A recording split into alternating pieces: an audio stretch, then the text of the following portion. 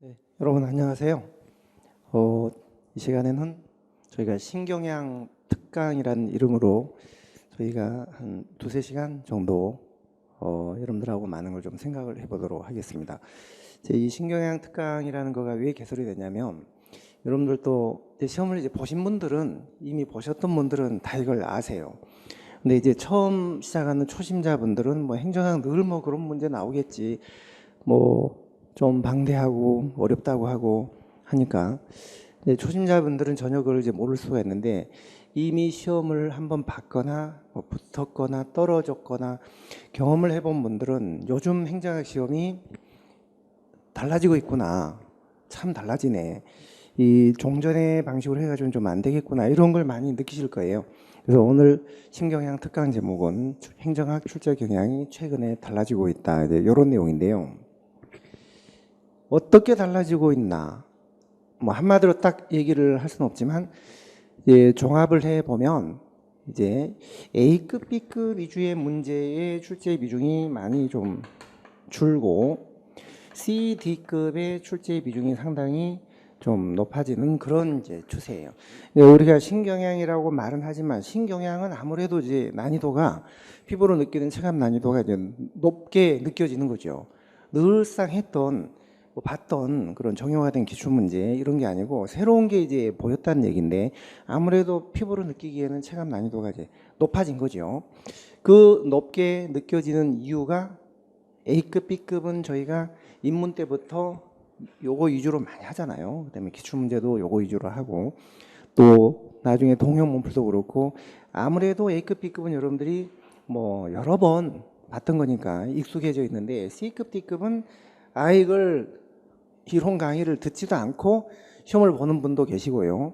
또 심화 강의도 아예 안 듣고 아니면 기출문제 때 약간 살짝 들었거나 아무래도 조금 비중을 덜 두다 보니까 이런 부분에서 문제가 나오게 되면은 어렵게 느껴지는 거예요.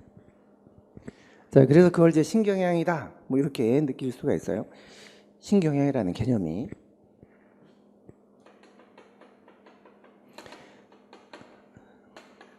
자, 그 다음에 두 번째는 암기나 이제 기출 위주의 비중이 조금 주는 그런 추세가 많이 나타나고 있죠. 요번 국가직 고급 요번 올해 국가직 같은 경우는 한 40% 정도 기출문제 비중이, 심지어는 지난 3월 달에 서울시 7급 같은 경우는 기출문제 비중이 한 20%밖에 안 됐어요. 20%. 그러니까 요즘은 어떤 시험이든지 기출문제의 비중이 50% 미만입니다. 절반 미만이거든요. 근데 이제 뭐 시험을 보고 나면은 이것 또한 시험을 이미 보신 분들만 느끼시는 거죠. 기출문제 비중이 몇 프로다, 몇 프로다 할 때 선생님마다 이게 다 다르거든요. 저는 이제 40%다, 50%다라고 하는데 또 어떤 선생님은 100%다, 90%다. 왜 이렇게 다를까요? 자, 기출문제라는 거는 예를 들어 저 같은 경우는 기출문제에 있었던 지문이 한 문제 정도, 한 지문 뭐 그 정도 들어가 가지고 있어 가지고는 저는 기출문제라고 안 봅니다. 그리고 그 기출문제를 접해 봤는데 요 문제는 그 기출문제로는 풀 수가 없더라. 그러면 그거는 기출문제로 분류될 수가 없는 거죠. 근데 이제 어떤 선생님 같은 경우는 그 기출문제에서 지문 하나만 갖게 나와도 그게 기출문제다. 그 문제를 풀어봤지만 이 문제는 전혀 풀 수가 없는데 그거를 기출문제에서 나왔다라고 분류를 하는 거는 그거는 좀 여러분 어떻게 생각하세요? 그건 잘못된 거죠. 그러니까 기출문제에서 100% 나왔다, 뭐 다 나왔다 이렇게 자꾸 얘기를 하시는 선생님은 제 생각인데 기출 위주로 강의를 쭉 진행을 하셨거나 아니면 좀 암기 위주로 단편적인 암기 위주로 강의를 진행해 오셨기 때문에 그런 그 강의를 이제 정당화시키기 위해서 혹시 그런 그 통계치를 그렇게 잡은 거 아닌가 이제 그런 생각이 좀 들어요. 저 개인적으로 생각할 때는. 근데 그 기출 문제를 풀었는데도 지금 나오는 이 문제가 물론 기출 지문이 한 문제 거기 있었지만 풀 수 없는 문제라면 그거는 새로운 문제인 것이죠. 아니면 최소한 기출의 변형이라고 하든지. 이걸 기출 문제로 다 분류를 해서 100% 기출 문제 나왔다. 그 말은 결국 기출 문제만 하면 된다는 얘기인데 그거는 아닌 것 같아요. 그래서 합격생들이나 시험을 본 학생들한테 정말 그걸 기출문제라고 생각합니까? 생각하느냐를 물어보면 전혀 아니라는 거예요. 그거 기출문제 아니죠. 아니죠. 아니라고 합니다. 그래서 지금 이제 시작하시는 초심자분들은 뭐 그런 내막을 잘 모르실 텐데 시험을 이미 한번 보셨던 분들은 기출문제 비중이 많이 줄고 있구나, 새로운 문제들이 많이 나오고 있다. 자, 이것도 또한 신경향이라고 이제 우리가 느끼는 거예요. 자, 그다음에 세 번째는 최근에 개정된 법령, 이런 데서 문제가 이제 많이 나오진 않지만 좀 나오죠. 이제 올해 시험 같은 경우도 문재인 정부의 정부 조직 개편 이거 나왔잖아요. 물 관리 기능을 뭐 일원한달지, 중소벤처기업부를 신설한달지, 그러니까 이런 것들 최근에 개편된 것들. 그다음에 김영란법 같은 경우에 뭐 금품 수수 인정 범위, 예를 들어 뭐 선물은 5만 원, 그다음에 식사는 3만 원, 그다음에 경조사비는 전에 10만 원이었는데 이제 5만 원으로 이렇게 준 거, 이런 것들. 행정학은 아무래도 시사적인 거기 때문에 최근에 개정된 그런 법령 문제가 이제 나올 수밖에 없고, 이런 거 나오면 이제 신경향이다 이렇게 우리가 느끼는 거예요. 자, 그다음에 종합형 문제가 요즘 굉장히 많이 출제가 되고 있잖아요.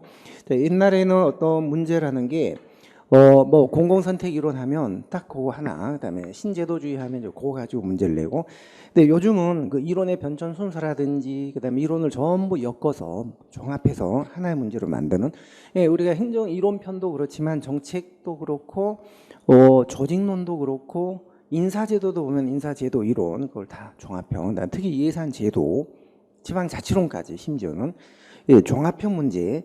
그러니까 단편적으로 어느 한 부분만 달랑달랑 이렇게 암기하거나 해서는 전혀 그런 문제가 이제 어렵거나 이제 풀 수 없는 그런, 전체적인 흐름이나 그 얼개나 퍼즐이 다 맞춰진 상태에서 전체를 체계적으로 공부하지 않는 사람은 그런 문제가 아무래도 좀 어렵게 느껴지는 거예요. 이제 그런 것도 신경향이 아닌가, 이제 이런 느낌이 이제 드는 것이고. 자, 그다음에 또 법령 조문 문제들이 나오는 경우도 많아요. 법령 조문 문제. 그러니까 법률에 규정된 구체적인 조문들 아주 깊이 있게 전에는 나오지 않았지만 이제 이런 문제들. 굉장히 그거는 난이도가 높게 느껴지고 지엽적인 문제로 느껴지는 거죠. 그다음에 또 강론 문제도 있어요. 강론. 그러니까 우리가 이제 행정학을 총론이 있고 강론이 있는데, 강론은 그 뭐 정책학, 조직론, 인사, 예산, 자치 이렇게 해서 깊이 있게 아주 파고 들어가는 그런 문제인데요. 그러니까 우리 행정학이라는 것은 보통 이런 총론이나 개론 수준으로, 9급의 우리 행정학 과목이 정식으로 행정학 개론이잖아요. 그런데 그거를 인사, 예산, 조직 이렇게 강론에 깊이 들어가서 구체적인 어떤 논문까지 인용을 해가면서 문제를 내는 게 난이도를 높이기 위해, 변별력을 높이기 위해서 그런 문제를 이제 몇 문제는 꼭 내는데, 그런 문제가 굉장히 또 어렵게 느껴지는 거죠. 강론 문제. 자, 그다음에 아까 시드급. 그러니까 요런 정도, 요런 식의 문제들이 좀 나오기 때문에 특히 작년 하반기 문제들, 금년 상반기, 작년 상반기, 올해 문제들 보면 이런 문제들이 결국 이런 문제가 절반 이상을 차지하는 거예요. 절반 이상을.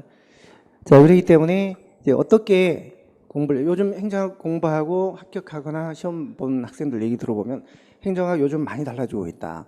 이제는 한마디로 단편적인 암기나 기출 문제 위주로 해가지고는 절대 60점 또는 70점을 못 넘는다. 이런 얘기 많이 합니다. 제가 한두 분한테 그런 얘기를 들은 게 아니라 여러 학생들한테 많이 그런 얘기를 듣고 있는데, 그래서 단편적인 암기 위주로 이렇게 공부를 수업을 진행하는 그런 선생님한테 강의를 들었다가 60점대를 넘지 못하고 4년간을 고생하다가 작년부터 안 되겠다 싶어서 저희 선행정학으로 공부한 학생이 5년 만에 60점을 넘지 못했대요. 4년간. 근데 이제 올해 드디어 90점, 95점 행정학을 그런 식으로 맞아서 이제 올해 합격을 한 학생이 저한테도 그런 얘기를 해주고, 여기 지금 보면 저희 사이트에도 그런 그 학생 인터뷰 같은 게 이제 올라가 있어요. 근데 비단 그 학생한테만 제가 들은 얘기 아니라 합격한 여러 학생들 얘기를 들어보면 대부분 행정학을 암기주로 이렇게 했다가 70점, 60점 넘지 못하고 이제 선행장으로 다시 옮겨오거나 그렇게 해서 이제 고생 끝에 이제 합격을 하는 그런 그 안타까운 경우를 제가 많이 보거든요. 초심자분들은 이런 거를 모릅니다. 한번 시험을 보고 합격을 했거나 떨어지고 이런 분들은 아는데, 그럼 이미 1년, 2년 이제 호송세월을 하게 되는 것이죠. 제가 늘 드리는 말씀이지만 젊음은 영원하지 않잖아요. 젊음을 낭비해서는 안 되고, 이게 또 한 번 1년 2년 이게 잘못 꼬이게 되면 그걸 바로 잡는데 시간이 또 걸리고 너무 힘들어요. 그러니까 처음부터 고생하지 않고 쉽게 합격할 수 있는 그런 올바른, 그 한마디로 이제는 이해 위주로 흐름과 이해 위주로 체계를 잡아주는 그런 강의를 들으면 이런 문제들이, 이런 부분들이 상당 부분 해결이 돼요. 그러니까 우리가 신경향 문제라 그래가지고 딱 정해진 게 아닙니다. 그런 문제를 다 예상해가지고 추적을 해서 다 발굴해서 그거를 뭐 공부해서 그러면 행정의 범위가 안 그래도 넓은데 너무너무 넓어지는 거죠. 그렇게 하면 안 되는 거예요.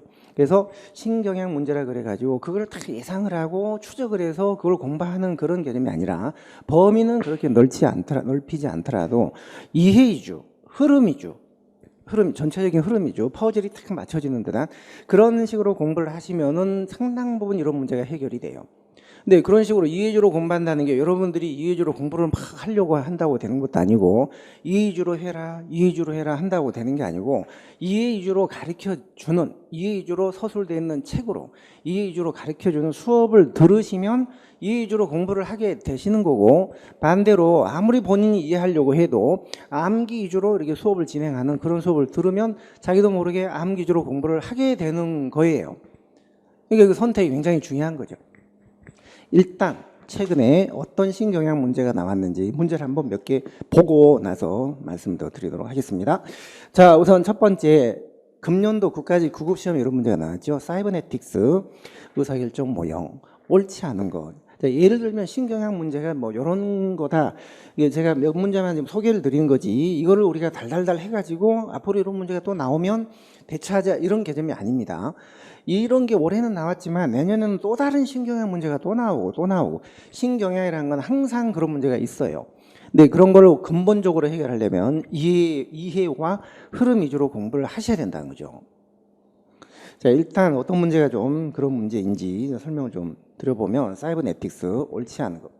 자, 사이버네틱스 모형은 합리 모형과는 반대되는 모형이거든요. 반합리 모형. 그러니까 불확실한 상태 속에서 모든 정보 모든 걸 광범위하게 탐색을 해서 최선의 대안을 선택할 수 있는 그런 상황이 아니에요. 자, 이 사이버네틱스 모형은 기본적으로 불확실한 상황에서, 불확실한 상태 속에서 정보가 계속 수시로 변할 때 정보를 계속 수집을 해서 제어하고 한류해서 그때그때 상황에 적응을 해 나가는 적응적 의사결정인데, 그 적응을 해 나가는 과정이 프로그램화가 돼 있어요. 프로그램화가. 그래서 광범위한 대안을 이런 것처럼 광범위한 대안을 탐색한다든지 뭐 이렇게는 안 되는 거죠. 한정된 대안, 한정된 정보, 그다음에 불확실한 상태 속에서 그때그때 임기응변식으로 적응하는 의사결정을 한다, 이런 뜻이거든요. 이 흔히 저희가 사이버네틱스 모형을 공부할 때 수업 때, 제가 심화 수업 때 설명드리는 이해가 실내 자동 온도 조절 장치예요. 실내 자동 온도 조절 장치. 이거 제가 수업 때 제가 실제 사례로 설명드렸던 내용이에요. 자, 실내 자동 온도 조절 장치에서 이 사이버네틱 모형은 어떤 불확실한 상태 속에서 중요 변수를 항상 바람직한 상태, 일정한 수준으로 유지하기 위해서 이 의사결정 과정을 자동화시켜 놓는, 프로그램화된 어떤 메커니즘을 만들어 놓는 그런 제도거든요. 자, 그러면 우리 요즘 좀 폭염에 시달리고 있지만 바깥 기온이 몇 도가 됐든 간에 실내 온도는 항상 20도가 되도록 유지를 하자. 여러분들 보일러 또는 냉방기가 이제 그런 식으로 설정이 돼 있잖아요. 자, 겨울에 보일러가 실내 온도가 항상 바깥 기온이 몇 도가 됐든 간에 20도가 되도록 유지를 하자, 이렇게 설정을 해놔요, 자동으로. 그러면 만약에 실내 온도가 15도로 떨어졌다 하면 이게 자동으로 보일러가 감지를 하고 가동을 해요. 자, 5분 정도 가동을 하면 5도가 높아졌던 전례가 있기 때문에 그게 일종의 SOP예요. SOP. 그러니까 5분을 자동으로 가동을 합니다. 그럼 이제 5분을 가동했더니 5도가 높아질 줄 알았는데 3도밖에 높아지지 않았어요. 그러면 18도잖아요. 18도면은 아직도 부족하다. 춥다. 그래서 2도를 더 높이기 위해서 또 3분 또 자동으로 가동을 해요. 2도를 높이기 위하여 전에 3분을 가동했던 전례가 또 SOP가 이렇게 있었던 거거든요. 그랬더니 1.9도가 높아졌어요. 1.9도가. 자, 그러면 이제 총 19.9도가 된 거예요. 그럼 이 정도면 20도는 아니지만 그래도 이 정도면 견딜만 하다. 됐다, 이제 더 이상 가동하지 말자 하고 보일러가 딱 이제 정지가 됩니다. 그러니까 이런 걸 만약에 몇 번 경험하잖아요. 처음에 보일러가 새 것이었을 때는 5분 가동해도 5도가 올라갔는데 이제는 8분을 가동해야 4.9도가 올라가네. 이런 걸 몇 번 경험하다 보면 SOP가 바뀌는 거죠. SOP가 쉽게 자주 바뀌진 않지만 뭐 바뀝니다. 전혀 안 바뀌진 않죠. 그러면 새로운 SOP가 이제 만들어진. 나중에는 오도를 높이려면 이제 5분이 아니라 8분을 가동하게 된 그런 또 매뉴얼이 형성이 되게 되겠죠. 자, 그래서 이 사이버네틱 모형은 합리 모형과는 달리 불확실한 상태 속에서 정보를 계속 제어하고 피드백해서 그때그때 적응을 해 나가는, 그러나 한정된 대안과 정보 그런 걸 탐색을 하는 한정된 목표, 변수, 대안들만, 모든 대안이 아니에요. 그때그때 적응을 해 나가는 적응적 의사결정 모형, 이게 바로 사이버네틱스 모형이에요. 자, 그러니까 이 문제 같은 경우에 그 개념만 정확히 설명을 한번 들었으면 어떤 걸 외우지 않아도 이 문제가 자동으로 풀리게 되는 거죠. 자, 1번 맞고 주요 변수가 실내 자동 온도가 일정한 상태 20도로 유지되도록 적응하는 의사결정이다. 광범위한 이거 아니에요. 맞죠? 맞죠? 불확실성을 통제하는데 이 통제하는 방법이 불확실성을 극복하는 게 아니라 회피하는 방식으로 통제를 해 나가는 거죠. 합리 모형은 불확실성을 극복하는 방식으로 통제하고, 이 반합리 모형이나 사이버네틱 모형, 회사 모형, 뭐 이런 모형은 전부 회피하는 방식으로 불확실성을 이제 통제하는, 불확실성을 통제하는 방법이 두 가지가 있는 거죠. 그러니까 이게 기본적으로 기본 개념만 확실하게 설명을 듣고 이해하고 있었다면 이런 문제가 그렇게 신경향 문제지만 어려운 문제로 느껴지지 않을 거예요. 이런 데서 다 점수 차이가 나는 거거든요. 자, 다음 두 번째 문제 하나 더 보겠습니다. 제가 오늘 몇 문제를 이제 선별해, 최근에 그런 문제 중에서 이런 신경향 문제를 선별해 왔는데요. 자, 살라몬, 이거는 제가 수업 때 살라몬의 정책 수단이 중요하다라고 하면서 최근에 많이 강조를 드리는 거고, 심화 수업 때나 문제풀이 때도 많이 이제 언저리 이런 것까지도 나올 수 있다라고 계속 얘기를 해 오던 부분이었어요. 살라몬의 정책 수단, 직접적 수단. 직접적 수단이라는 얘기는 직접성이 높은 수단을 얘기하는 거죠. 자, 직접성이 높은 수단이 있고 중간인 수단이 있고 낮은 수단이 있죠. 근데 직접성이 중간 정도라고 정도 되면은 이걸 직접적인 수단이라고 하지 않죠. 보통 높아야죠, 직접성이. 근데 우리가 살라몬의 정책 수단이요, 강제성이 높은 수단, 그다음에 직접성이 높은 수단, 이 두 가지 좀 다른데요.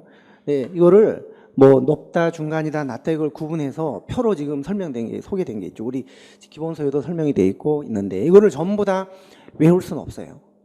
그걸 다 외울 수 없고 그렇게 가지고 공부할 수 없고, 제가 심화 수업 때나 입문 때도 그런 말씀드리지만 강제성이 높은 게 서너 개가 있다. 그리고 직접성이 높은 거는 거기에다가 추가로 3개를 더 합쳐야 된다. 요거만 알면 된다. 나머지는 다 직접성이나 강제성이 낮은 거니까. 자, 우선 강제성이 높은 수단에 뭐가 있냐면 정부 소비. 정부가 예산을 직접 집행해서 소비하는 방법. 자, 그다음에 법을 정부가 만들어서 집행하는 방법. 그다음에 정부가 규제하는 방법. 그다음에 이제 공기업을 설립을 해서 정부 소유 공기업을 만들어서 정부가 하는 방법. 이것도 직접적인 방법이에요. 예를 들어 4대강을 하는데 정부가, 국토부가 직접 하는 방법도 있지만 수자공사를 만들어서 맡기는 것도 직접 하는 방법이에요. 그것도 강제적인 방법이죠. 그런데 이 살라몬은 이 법, 요거는 특별히 얘기하지 않았어요. 그렇지만 우리 국내 학자들은 법도 직접 하는 거, 정부가 법을 만들어서 하는 거니까 직접 정부가 강제적으로 하는 거다. 이렇게 이것도 집어넣거든요. 근데 살라몬의 유형에는 요게 이제 없기는 해요. 근데 이 중에서 이건 강제성이 높은 것이고, 강제성이라는 것은 강압성이 높다는 얘기고요. 직접성은 정부가 직접 한다는 뜻인데, 직접성이 높은 수단 하면 여기에 3개가 더 추가돼요. 그걸 꼭 아셔야 되는데, 3개가 뭐가 추가되냐면 공적보험. 여러분, 공적보험이라는 게 산재보험, 건강보험 뭐 이런 겁니다. 산재보험, 건강보험, 그다음에 또 뭐 상해보험, 산재보험 이런 거, 건강보험. 그다음에 공적 정보라는 게 있어요. 공공정보. 정부가 직접 갖고 있는 정보를 제공하는 방법. 그다음에 정부가 직접 자금을 대주는 직접 대부 이런 게 있거든요. 그러니까 이런 거는 공적보험은 정부가 직접 운영하는 그 보험이에요. 공공보험. 4대 공공보험이 있죠. 그다음에 정부가 갖고 있는 정보를 직접 제공하는 거. 이건 정부가 직접 자금을 대주는 거. 이런 거 직접 하는 거예요. 근데 요 세 가지도 다 직접 하는 거에 포함돼요. 이런 거 다 다 포함되는데 다만 요 규제가 이제 경제 규제만 요거는 직접 규제에 들어가요. 경제 규제만. 사회적 규제는 직접성이 중간 정도. 그래서 좀 낮은 걸로 분류가 됩니다. 왜냐하면 경제 규제는 정부가 인가, 허가, 특허, 뭐 신고 등록 이런 거 해주는 거기 때문에 정부가 직접 내주는 거니까 직접 하는 거죠. 사회적 규제라는 거는 이건 사회적 분위기가 조성이 되거나 뭐 시민단체가 하거나 하면 할 수도 있는 거니까 정부가 꼭 그걸 직접 해야 될 이유는 없는 거거든요. 자, 그래서 사회적 규제에 비해서 경제적 규제는 정부가 직접 하는 거예요. 인가, 허가, 특허 이런 거 직접 내주는. 그래서 직접성이 높은가 하면은 여기 네 가지 또는 세 가지에다가 요 세 개를 합친 거예요. 그리고 규제가 이게 이제 경제적 규제가 되는 거죠. 이것만 아시면 돼요. 살라모니 정책수단이 매우 복잡한데 우리가 다 할 수는 없어요. 그렇지만 모르면 또 안 돼요. 모르면. 요 정도는 아셔야 된다는 거. 자, 그러면 답이 뭘까요? 요 문제 답. 자, 기업, 조세 지출 이거는 직접성이 조세 지출은 낮은 겁니다. 중간인 겁니다. 중간. 우리 기본서 보시면 경제 규제 이거는 높은 거죠. 요거는 들어가야 되고 정부 소비 들어가야 되고요. 그다음에 사회적 규제 이거는 중간이에요. 중간인 거를 직접적 수단이라고 하지는 않습니다. 그다음 공기업 이거는 직접성이 높은 거죠. 보조금 이거는 직접성이 낮은 거예요. 그러니까 이 세 개에서 니은, 디귿, 미음, 니은, 디귿면 답이 3번인 것이죠. 3번. 그러니까 이 문제도 뭐 평이하게 잘 나오던 그런 문제는 아니고요. 정확한 좀 구분을 해야 되는 그런 문제였습니다. 자, 다음 문제 하나 더 볼게요. 지방자치법상 지방의회에 대한 설명.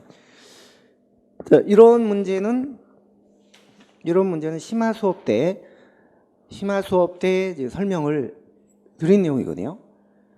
인문만 가지고는 좀 안 되는 거죠. 대부분 신경향 문제는 우리가 인문에서 들었던 A급, B급하고 뭐 그런 것들은 신경향이라는 느낌이 안 들어요. 우리가 많이 했던 그런 것들이니까요.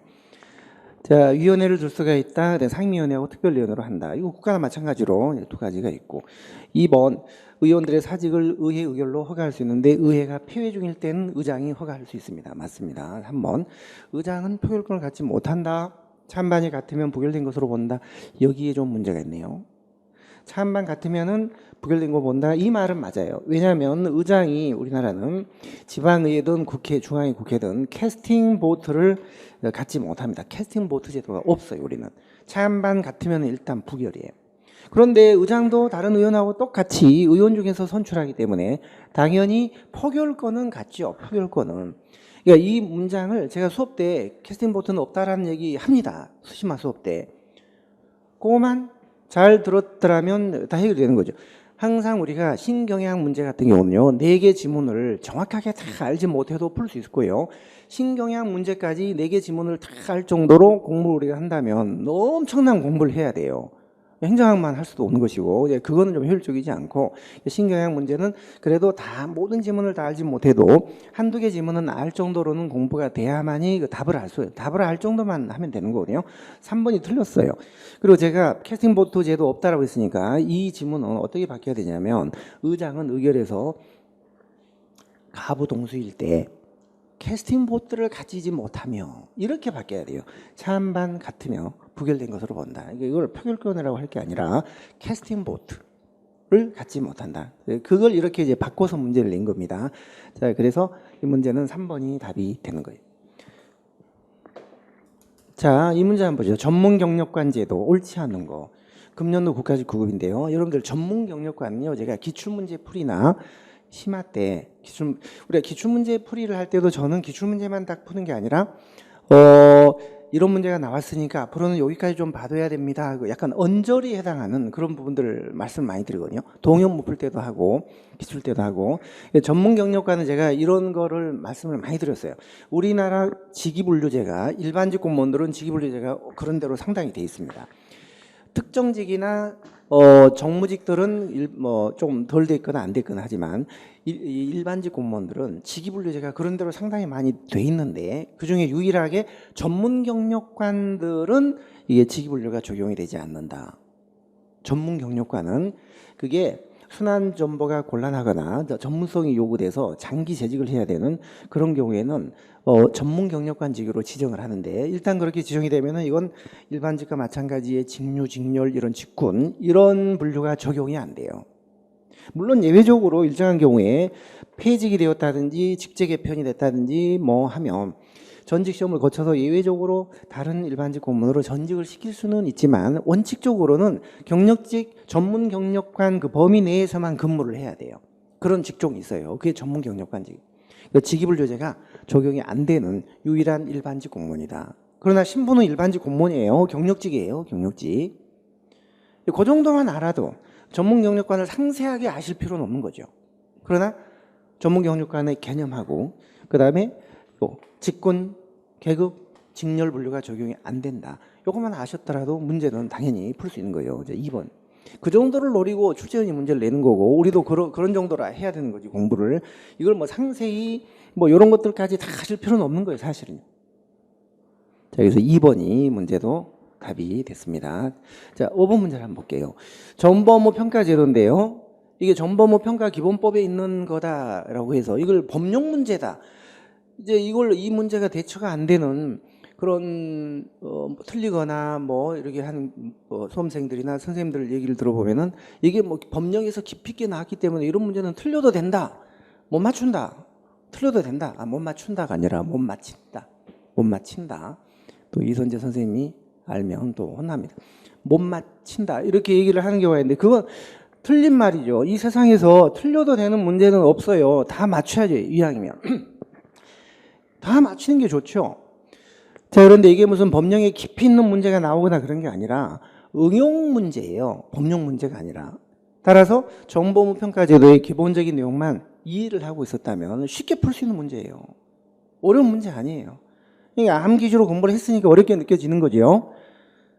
자, 우리 정보업무 평가의 종류에는 중지 특공이 있다. 이거 공부 많이 했잖아요.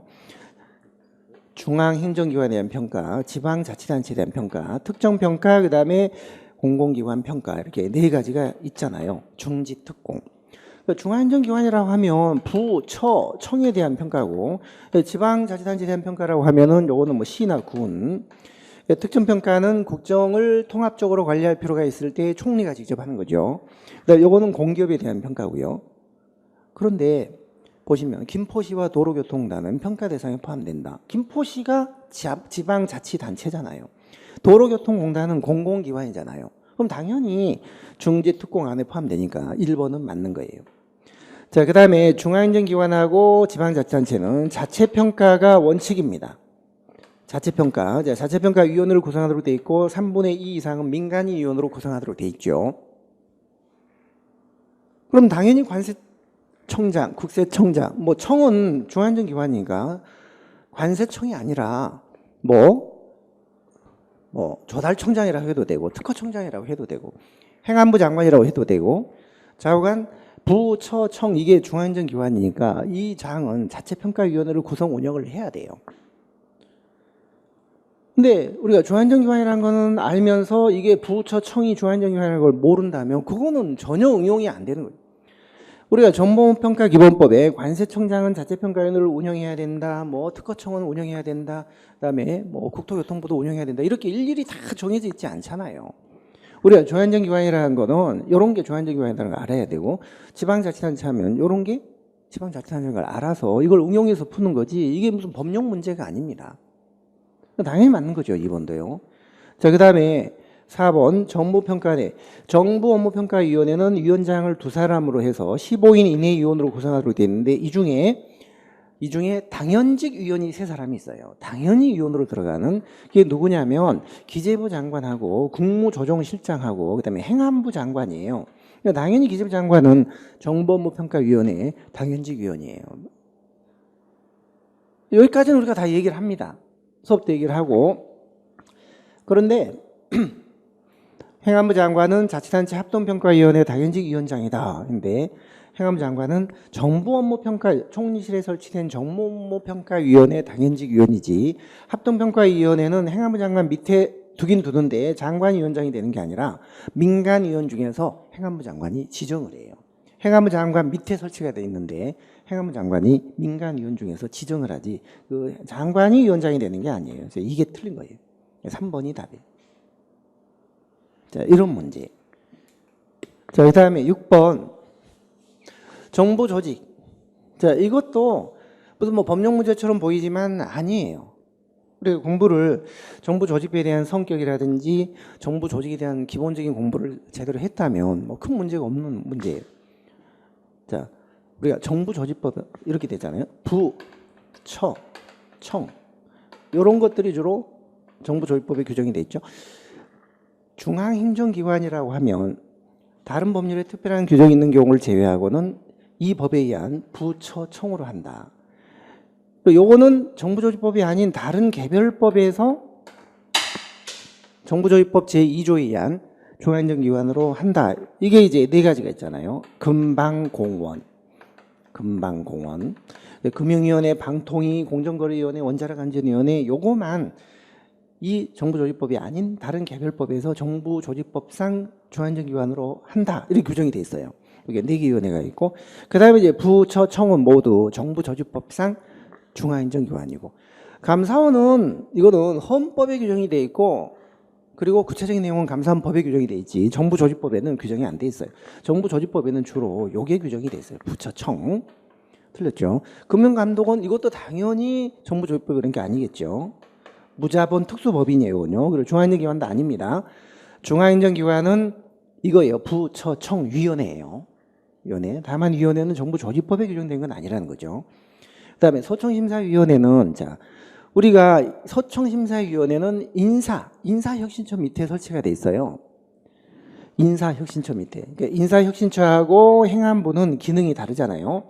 정부 조직 만들어주고 정원 관리하고 이런 거는 행안부 장관 소관이지만 인사, 보수, 연금 이런 거는 인사처 소관입니다. 기본적으로 소청이라는 거는 징계 같은 불이익을 받았을 때 억울합니다라고 하면 재심을 해주는 그런 기관이기 때문에 소청심사위원회는 인사혁신처, 중앙인사기관 소속기관이에요.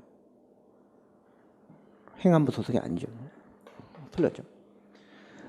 자, 그 다음에 특허청은 행재정당 자율성이 부여되고 성과에 대해서 책임을 지도록 하는 책임운영기관에 해당한다. 우리가 책임운영기관이 소속 책임운영기관이 있고 중앙책임운영기관이 있는데 중앙행정기관 이게 부나 처나 청의 형태로 되어 있는 책임운영기관이 유일하게 특허청입니다. 특허청이 유일한 중앙행정기관인 책임운영기관이다. 이거 수업도 다 얘기를 했던 내용이에요. 요거만 맞는 내용이에요. 요거 다 틀린 얘기죠.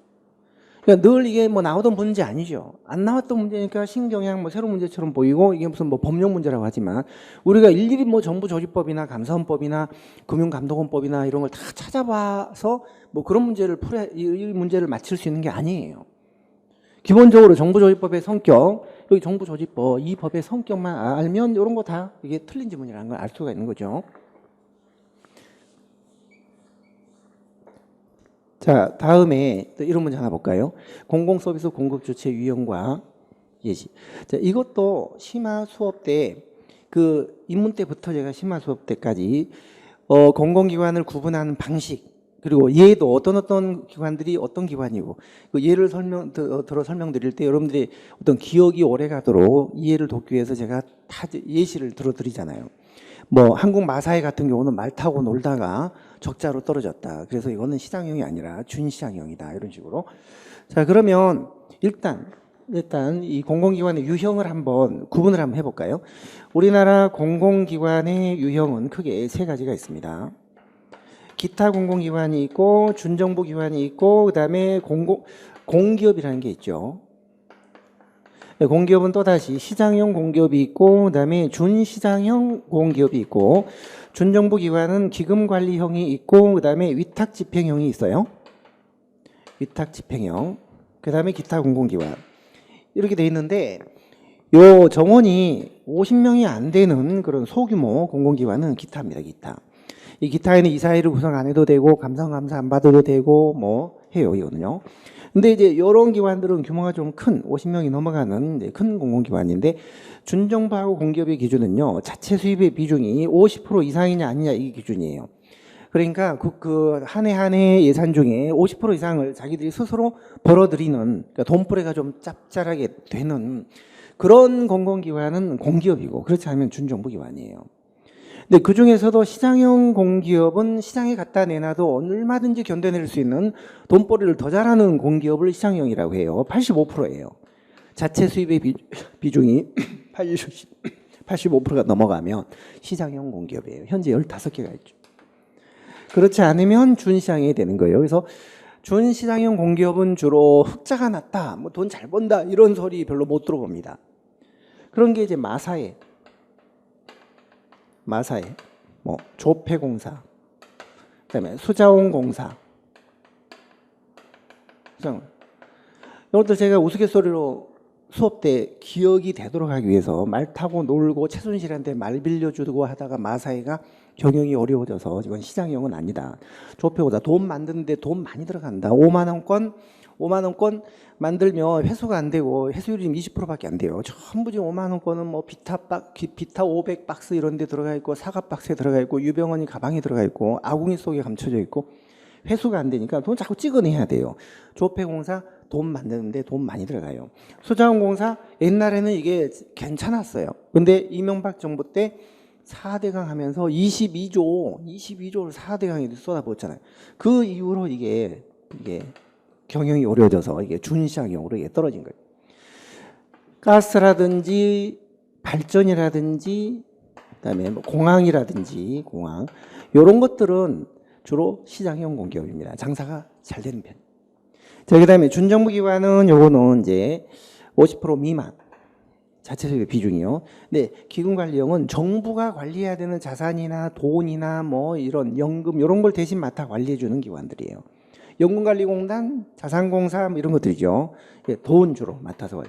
위탁집행형은 이건 돈이 아니라 시설이나 무슨 지역이나 집단이나 어떤 어려운 뭐 계층들, 뭐 소비자라든지 농어민 이런 사람들을 보호하고 육성하고 지원해주는 그런 기관이 준정부기관. 그러니까 정부가 해야 될 그런 보호 기능을 위탁받아서 대신 집행한다. 이건 기금을 도신 위탁받아서 관리한다. 이건 기금관리요. 그리고 연금공단, 무슨 연금공단, 뭐 이런 것들이 전부 준정부기관이에요. 그 다음에 시설, 지역, 집단, 어떤 계층을 보여주는 한국소비자원, 그다음에 농어촌공사 이런 게 위탁집행형이에요. 시설관리공단, 국립공원관리공단, 환경관리공단 이런 게 전부 위탁집행형. 시설이나 지역이나 뭐 집단 관리해주는. 그래서 공공기관의 유형이 이런 식으로 된다 해서 예를 들어 제가 말씀드리고 또 심화 수업 때 제가 이제 이런 얘기도 드려요. 이게 꼭 50% 이상으로 해서 공기업이고 다 되는 게 아니라 공공기관 지정은 상당히 정치적이고 정책적이다 이런 말씀드립니다. 예를 들어 KBS, EBS 같은 경우 이건 100% 정부가 출자한 정부 산하 단체예요. 그럼 당연히 이 논리에 따르면 공공성이 강하니까 공공기관에 들어가야 됩니다. 그러나 이건 현재 공공기관으로 지정이 안 돼 있어요. 안 돼 있습니다. 그리고 50%가 안 돼도 훨씬 정부 출자 지분이 한전 같은, 여기 한전이 여기 들어있는데 한전은 정부의 출자 지분이 24%밖에 안 돼요. 정부 출자 지분이 24%밖에 안 되는데 왜 공공기관으로 돼 있냐? 이거는 전기라는 거는 우리가 지금 폭염에 시달리고 전기가 이제 만약에 부족하면 모든 기관 산업이 무너지기 때문에 이거는 정책적으로 정부가 공공기관으로 해가지고 통제를 해야 돼요. 그래서 한전은 공공기관에 집어넣고 얘들은 100% 출자를 했지만 공공기관에 빠져 있어요. 왜냐?